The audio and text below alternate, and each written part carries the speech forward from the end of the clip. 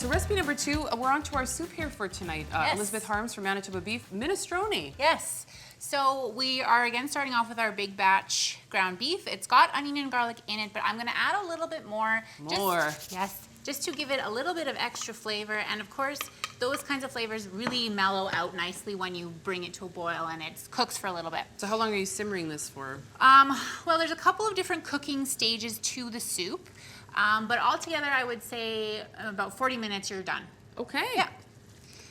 So to that, I'm going to add some frozen mixed vegetables. I've just taken it upon myself to mix. I hope that's okay. Yes, absolutely. All right. So we want to cook this down for a couple of minutes. Oh, I just want to mention peak of the market onions, of course, right? Wonderful. Yeah. Okay.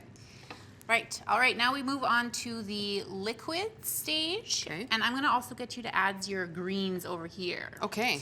So I've got just some plain tomato sauce. Throw that in.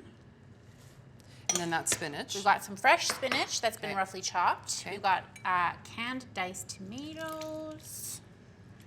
Okay, and I guess you can use the tomatoes with the herbs in them if you Oh, want, or absolutely, just the regular ones. What's our seasoning? Basil and oregano. Okay, and then Fresh parsley. that goes in now as as well. Okay, Absolutely. Okay. And we're going to top this off with about 4 cups of stock. Okay. So I'm using chicken stock, but you could very easily use vegetable stock, water, beef stock. Beef stock, yeah. Absolutely, whatever's Whatever's prefer. handy sometimes Yes, too, right? whatever's handy.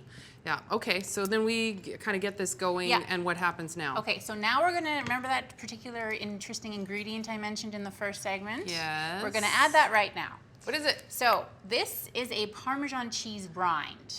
Oh, yes, it is. So we love Parmesan cheese in our household, but often people never know what to do with the actual rind. So we're gonna throw it into the soup, and it's just gonna cook in there for as long as the soup cooks. And it's gonna lend a very nice, creamy, smooth flavor to that soup. Wow, well that is a first on Great Taste of Manitoba. Yeah, and it's also gonna give that salt umami flavor that we like. Interesting. That's gonna give the soup that flavor. Cool. Yeah. Okay. So now, usually we would let this cook for about 15 minutes because we want things to kind of blend together and meld. And it also gives a chance for that cheese rind to kind of melt down and break down into the soup.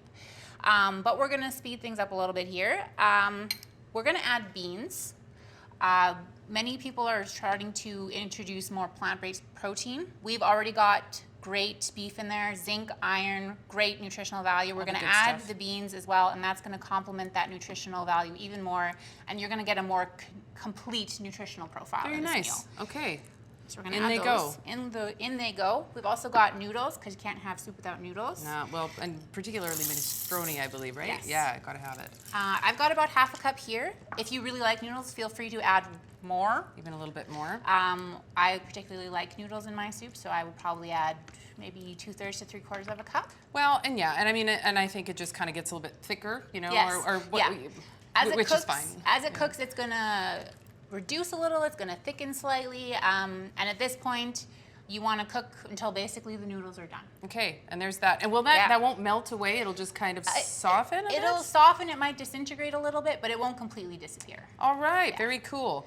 All right, so we're super excited this season to be introducing you to some of the farmers and some of the families that bring these incredible products that we use every week on Great Taste of Manitoba. We're going to introduce you to a brand new Manitoba family here as part of our episode here tonight. All right, so recipe number 2, minestrone. Yep.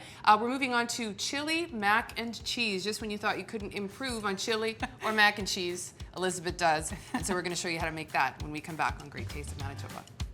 You're watching Great Tastes of Manitoba, brought to you in part by GreatTastesmb.ca. Local farms, local foods.